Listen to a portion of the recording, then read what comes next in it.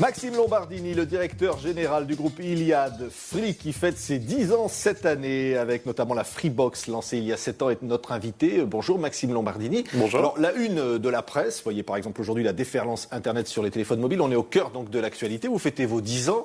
Et puis il y a la question du quatrième opérateur de téléphone mobile, la licence.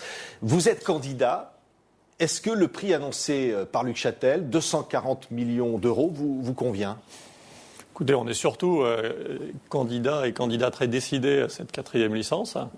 On en a besoin pour notre activité et je pense que la France en a besoin tout court parce qu'on a des tarifs de téléphone mobile très très élevés en France. Partant de là, le prix a été un peu augmenté. On ne va pas vous dire qu'on est heureux qu'il augmente. De 40 millions d'euros. Mais ça ne remet absolument pas en cause le projet. Ce qui est important, c'est que l'appel à candidature soit lancé très vite. On est prêt. Il y a d'autres candidats, semble-t-il, également. Et je crois que les Français seraient très heureux d'avoir un téléphone mobile dont le prix baisserait. Donc chaque jour qui passe, c'est un jour perdu. Donc oui. Lançons le processus au plus vite. Je crois qu'il n'y a plus d'obstacles. Orange, un de vos concurrents, dit que finalement le prix est trop bas. Trouve le prix trop bas parce qu'ils ont payé avec SFR beaucoup plus dans les années 2000. Alors, vous savez, ces arguments sont assez classiques. Quand vous venez faire concurrence à quelqu'un, il va trouver tous les arguments pour vous expliquer que vous n'avez pas le droit de venir.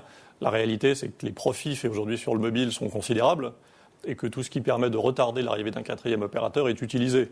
Je ne vais pas vous faire la liste de tous les privilèges qu'ont eu les opérateurs mobiles, des licences GSM gratuites, le fait d'arriver sur un marché qui est déjà totalement équipé, d'avoir moins de fréquences. Je pense que ça légitime quand même le fait que le prix ne soit pas tout à fait le même. Pour vous donner une idée, les fréquences dont on parle, elles ont été vendues en Italie la semaine dernière, 90 millions d'euros.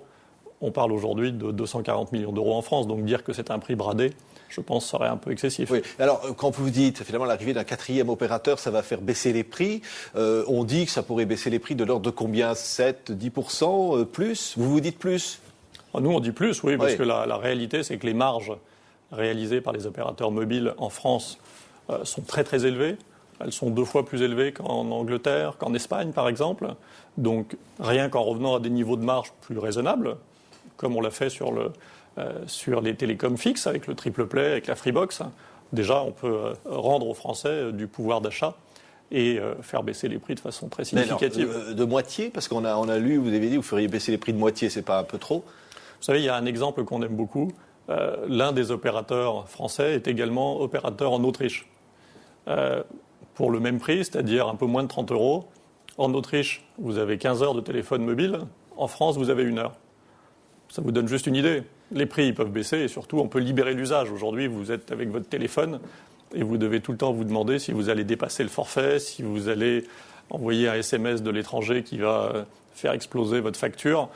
C'est pas possible. Le téléphone mobile, c'est un usage quotidien. Vous montriez la une du journal tout à l'heure. Ce qu'on veut, c'est libérer l'usage déjà et qu'on ne soit pas à chaque instant à se demander si on va être facturé 50 centimes la minute en dépassement de forfait alors que ça coûte 1,5 centime à produire.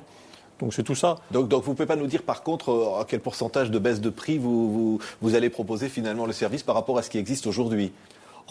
C'est difficile de se projeter. L'ouverture du service, elle ne sera pas tout de suite. C'est-à-dire que dès lors que le processus est lancé, il faut compter au moins 2 ans avant qu'on puisse ouvrir le service. Je pense que d'ici 2 ans, la seule perspective qu'un quatrième opérateur arrive a déjà fait bouger le marché. Ouais. C'est-à-dire que depuis quelques semaines, les opérateurs en place commencent à prendre conscience du fait qu'ils ne peuvent pas maintenir des marges pareilles. Donc vous avez les premiers forfaits illimités et ainsi de suite qui arrivent. Ils sont très chers, beaucoup trop chers. Mais on pense que si on prend comme référence les prix d'aujourd'hui, l'idée de diviser pratiquement par 2 le montant moyen, après vous avez 4 figures, est quelque chose de raisonnable. Oui, ça vous voulez dire par là que SFR, Orange ou Bouygues, aujourd'hui, on va résumer, s'en mettre plein les poches, quoi.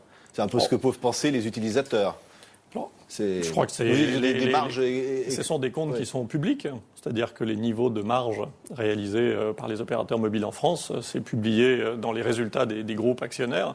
Et c'est une évidence que c'est extrêmement rentable. Oui, et vous pourriez vous permettre des marges plus basses, compte tenu de votre situation financière ? On pense et compte tenu de l'investissement que va représenter ce... On a toujours abordé le marché des télécommunications, c'est ce qu'on a fait avec la Freebox et avec Free, en se disant qu'il fallait un juste partage de la valeur qu'on crée entre le consommateur et les actionnaires. Donc ça a donné la Freebox en 2002, 29,99 pour le triple play, c'est-à-dire de l'accès Internet, du téléphone avec beaucoup de communications incluses et 150 chaînes de télévision. Et un prix qui n'a pas bougé d'ailleurs. Un prix qui n'a pas bougé malgré des taxes, etc. Donc c'est l'idée, c'est de se dire, on fait baisser les prix sur le marché et puis après on en donne toujours plus aux consommateurs. On pense qu'on peut faire la même chose sur le mobile. La logique de l'entreprise n'est pas de se dire, on maximise le profit et on s'en rajoute de tous les côtés et on distribue des gros dividendes. C'est plutôt de dire, on fait un bon produit, on essaye de le faire aussi efficace que possible, donc très simple, forfaitaire, etc. Et puis derrière, les profits, eh bien, il y en a une partie qui est répercutée dans le prix, c'est-à-dire d'essayer de maintenir le prix bas, et puis une autre partie qui est investie, c'est-à-dire qu'on distribue peu de dividendes, on crée un nouveau réseau, en ce moment un réseau de fibre optique, on voudrait créer également un réseau mobile. En résumé, Maxime Lombardini, la proposition du gouvernement vous convient? Absolument.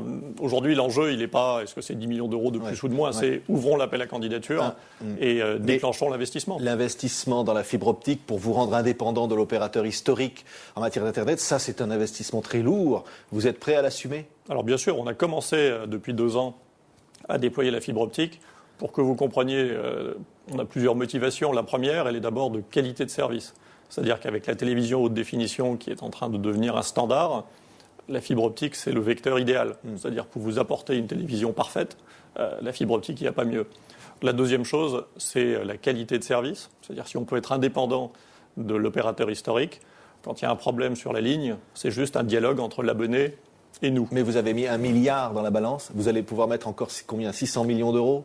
Alors, l'avantage de la fibre optique, c'est que c'est un déploiement progressif. C'est-à-dire qu'on ne doit pas mettre 1 milliard d'euros un beau jour avec un réseau qui est livré le lendemain. C'est des petits chantiers, les uns après les autres, sur chaque commune, sur chaque immeuble, et avec chaque fois des abonnés qui basculent de la DSL, où on paye un loyer à France Télécom, vers la fibre, où on est propriétaire. Donc, c'est un financement progressif, et l'entreprise a les capacités de mettre en place ce financement. Actuellement, vous avez fibre. 4,3 millions d'abonnés à DSL, c'est ça? Oui, exact. Et l'idée, c'est sur les zones les plus denses, puisque la fibre optique, c'est un réseau qui va se déployer sur une génération, c'est-à-dire qu'on ne va pas faire la France entière sur quelques semaines.